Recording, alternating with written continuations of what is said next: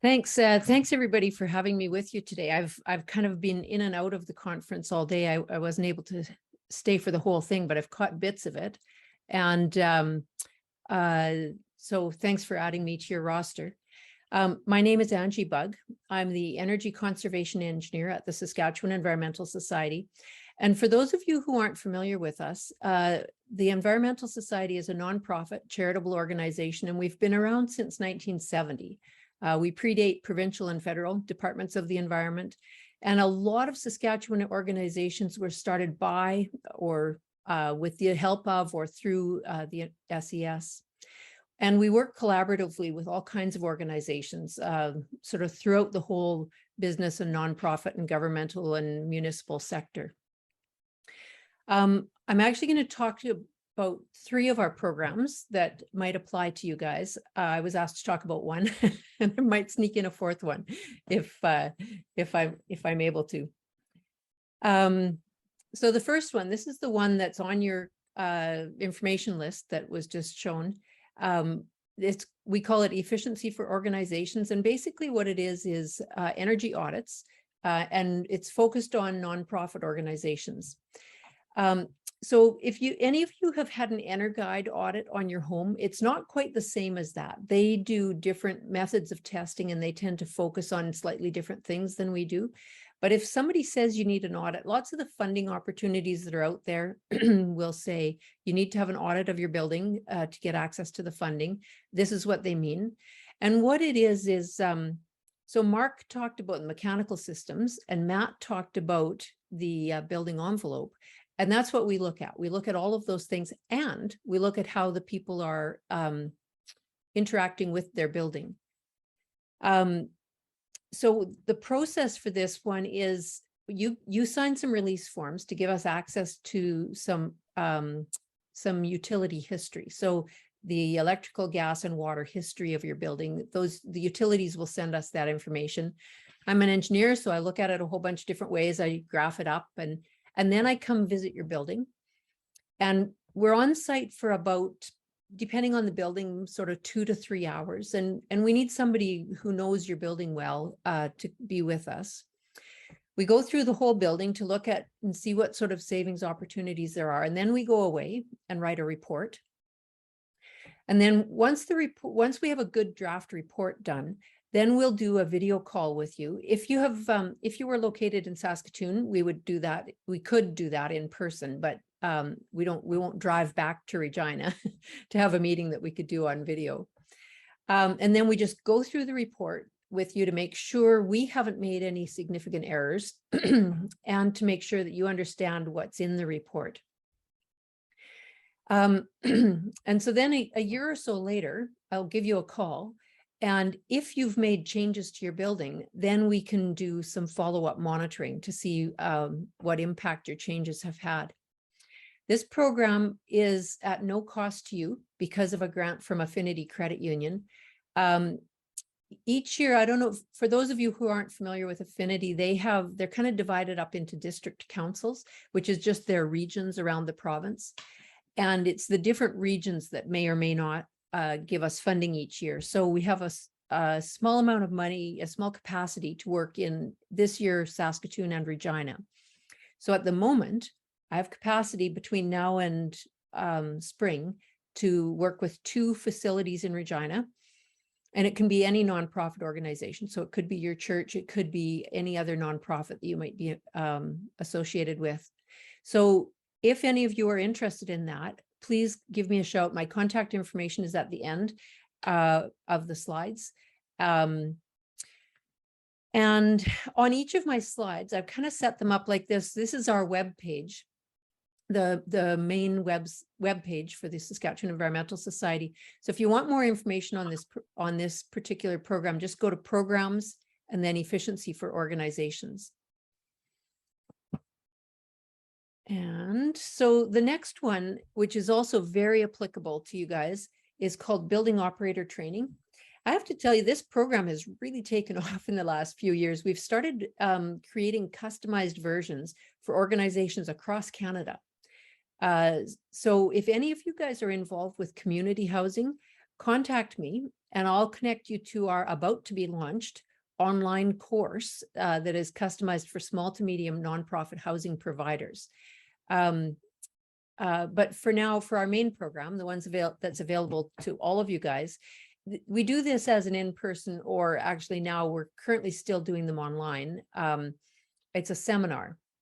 And it's about a 6-hour seminar. So for the online ones, we split them into 2 half days because nobody wants to spend an entire day online with me. We're currently planning for early in the new year for our next run of this.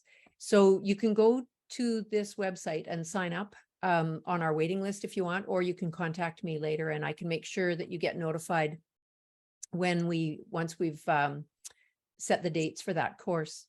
So what this is, I mentioned before, it's 6 hours of training, and we talk about lighting and electrical equipment, we talk about water, and then we talk about all of that heating, ventilation, and cooling equipment.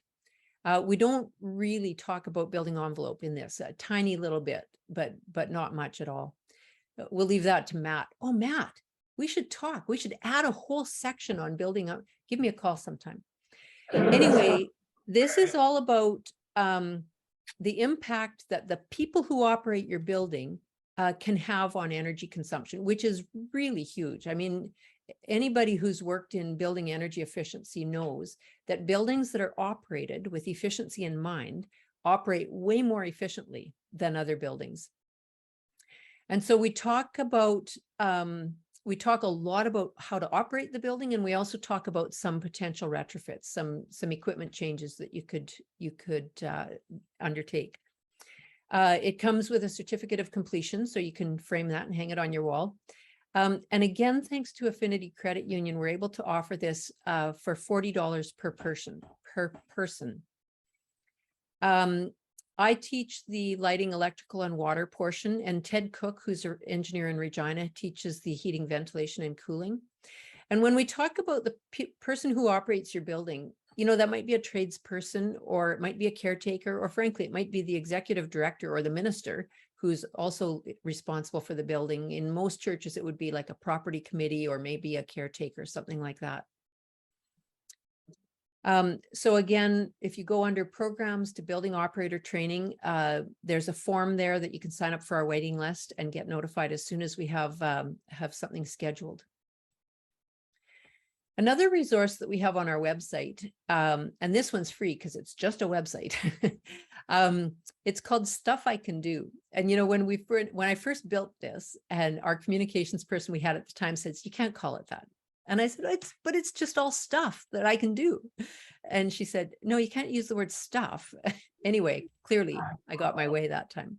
But what it is, it's just hundreds of tips, all sorts of things for home and work, and of course for the church. It's how to save energy, save water, reduce greenhouse gas emissions. The way you find this, when it's under resources and then Stuff I Can Do. And this is the landing page when you get there. And so you can see it's divided into home and work. And it covers energy, water, transportation, purchasing, and engagement. And it's continuously updated, but off the side of my desk, which means I don't always get to it very quickly. But we do try to keep it fresh-ish. I looked at it yesterday, and there was a few things that are a little less fresh in there, but you know, we go through it sort of periodically and update it. Each of the tips has why, like if it says to open the blinds to let the sun in, it says why you would do that, and that's because of all of that nice warm winter sun that could come in and help heat your building. And then how, well, when it's opening the blinds, you just open them, but some of them have more some of them are actually super short, and some of them are quite long in terms of the information available. And several of them have links to good external resources or, you know, images, etc. There's also, like I mentioned, that you can go through resources and Stuff I Can Do, or we have a bit.ly for it, which is just Stuff I Can Do. And then I thought I would sneak this one in case any of you know teachers. I always want to draw attention to our award-winning K-12 teaching resources that are freely available on our website. If you know any teachers, just send them to the website. And if they give me their email, I can add them to a list, and we send resource emails out a few times a year. This is also on our resources tab under teachers. And what we've got there, I counted them sort of yesterday, and there was about 80 lesson plans, and they're energy, water, waste, climate, and biodiversity. We have them available in English and French, and everything is connected to the Saskatchewan curriculum. And there's actually a curriculum document. So, you know, if I'm teaching grade 2 science, I can go in there and look, click on get to grade 2 science. So I can easily find the things that are applicable to what I'm trying to teach. And then this is me and this is us. There's all kinds of other information on our website.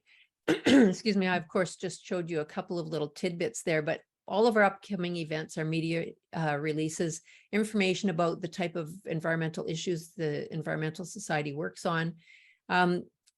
So feel free to go, you know, search around the website on your own, and then also feel free to contact me. There's my email and my phone number there.